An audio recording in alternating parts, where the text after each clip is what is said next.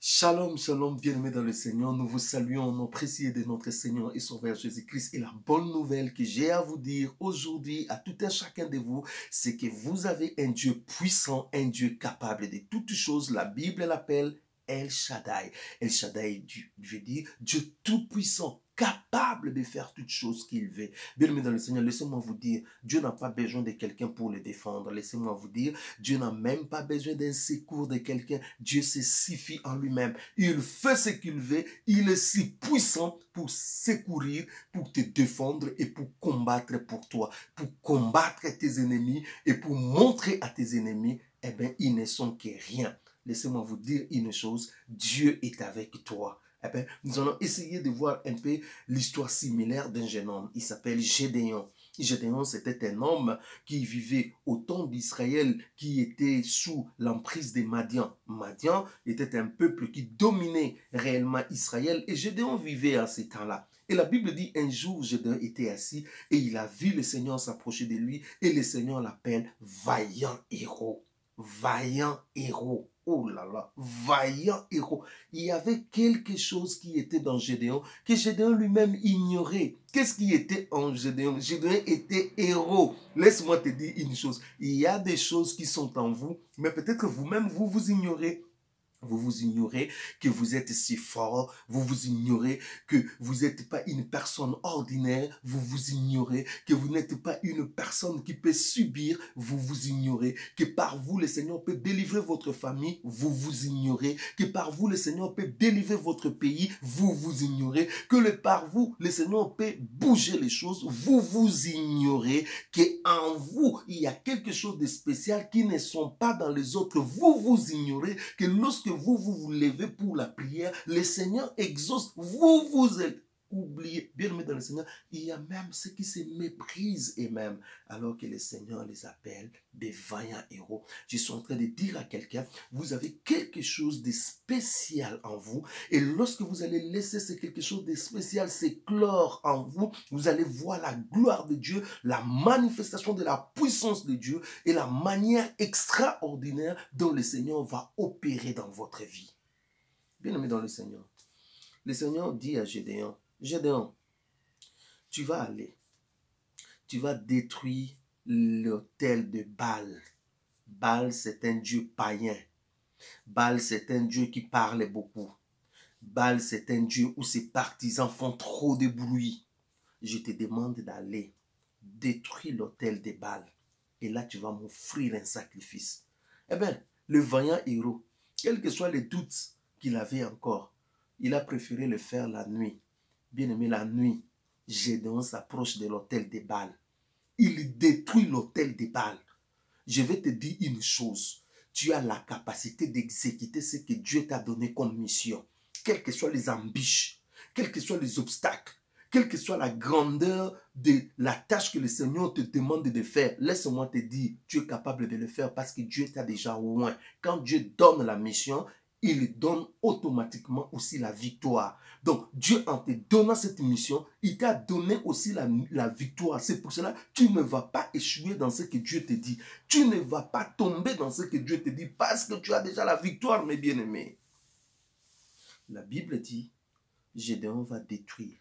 Et le matin, les gens se réveillent, les gens se rendent compte que non, l'autel n'existe pas. Tout a été détruit. Et les gens de Baal vont commencer à se renseigner. Ils se rendent compte que non, c'est Gédéon qui a détruit l'autel.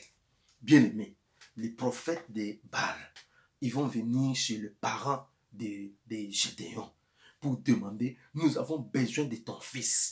Ton fils là a détruit l'autel de Baal. Ton fils là a mis en saccage l'autel de Baal. Tu dois nous livrer ton fils.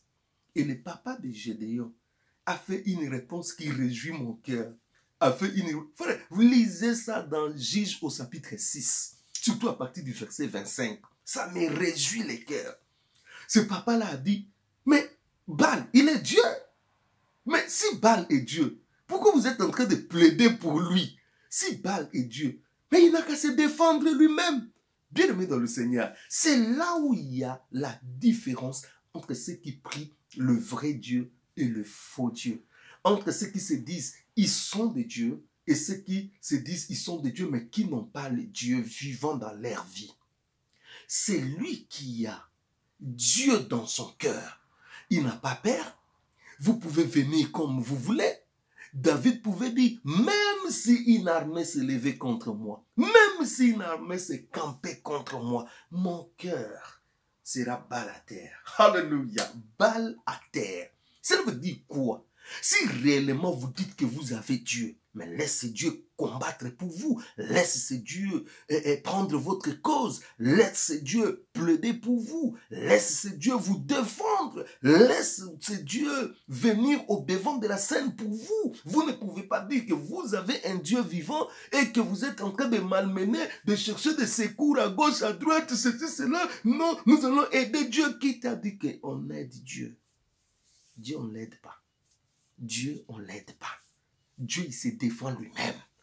Et si tu as Dieu en toi, cela veut dire Dieu te défendra. Si tu as Dieu en lui, en toi, cela veut dire que tu vas voir la main puissante de Dieu qui va se déclencher dans ta vie et tes ennemis.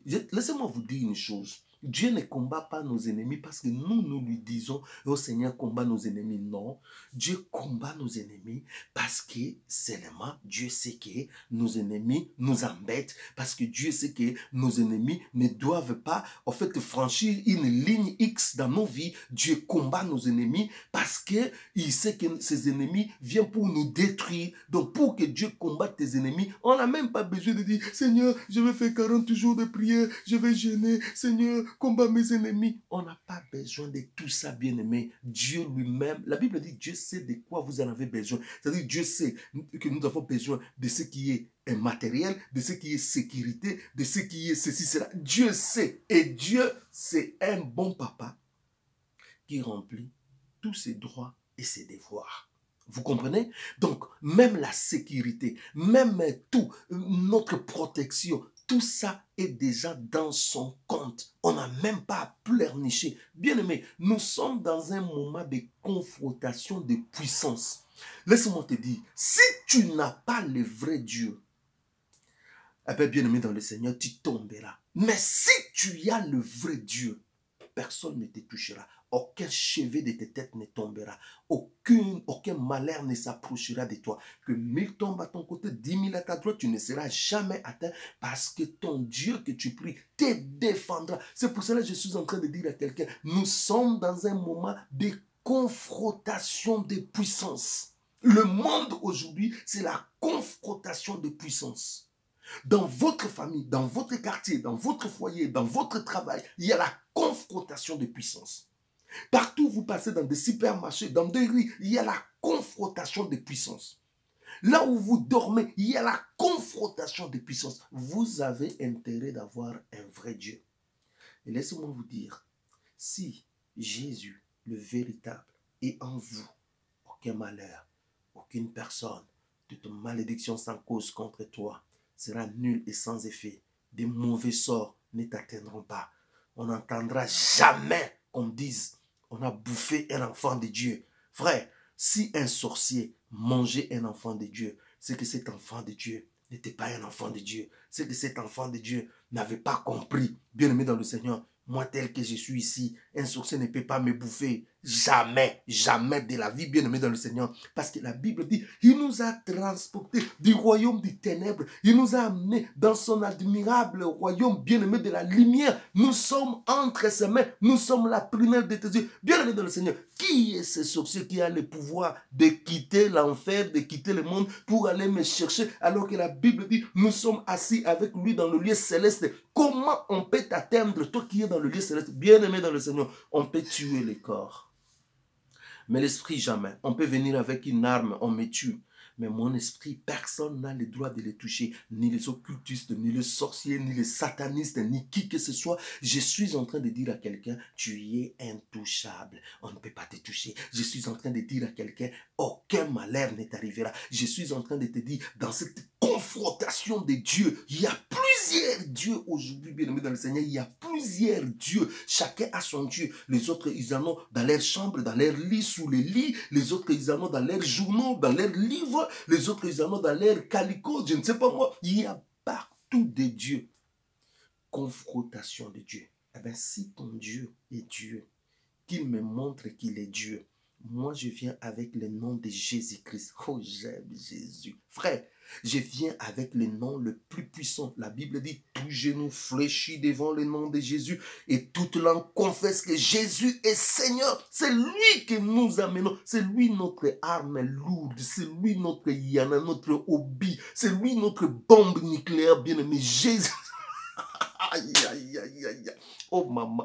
Frère, Jésus en vous, vous êtes un dangereux. Jésus en vous, vous êtes plus dangereux que toutes les armes nucléaires réunies de ce monde. Jésus en vous, bien-aimé dans le Seigneur. Non, vous n'allez pas fuir, mais c'est vous qui allez faire fuir les gens. Jésus en vous, c'est des dégâts. Des dégâts. J'ai dit des dégâts. Confrontation des puissances. Si ton Dieu est Dieu, qu'il prouve qu'il est Dieu. Okay? Si ton Dieu est Dieu, qu'il prouve qu'il est Dieu. Si tu as un Dieu, alors qu'il te guérisse. Si tu as un Dieu, alors qu'il te libère. Si tu as un Dieu, alors qu'il t'affranchit. Si tu as un Dieu, alors que des choses se passent dans ta vie. Et je peux te dire, notre Dieu nous assure tout ça. Soyez bénis, que la bénédiction vous accompagne dans tout ce que vous allez faire. Rassurez-vous, il ne vous a jamais abandonné. Il est toujours avec vous et il continuera à être avec vous parce qu'il est le véritable. Je vous bénis et je vous laisse dans la paix du Seigneur. Rassurez-vous que votre victoire est oui et amen. Et rassurez, votre victoire n'est pas à négocier, mais votre victoire est certaine. Je vous bénis au nom puissant de notre Seigneur et Sauveur Jésus-Christ. Amen.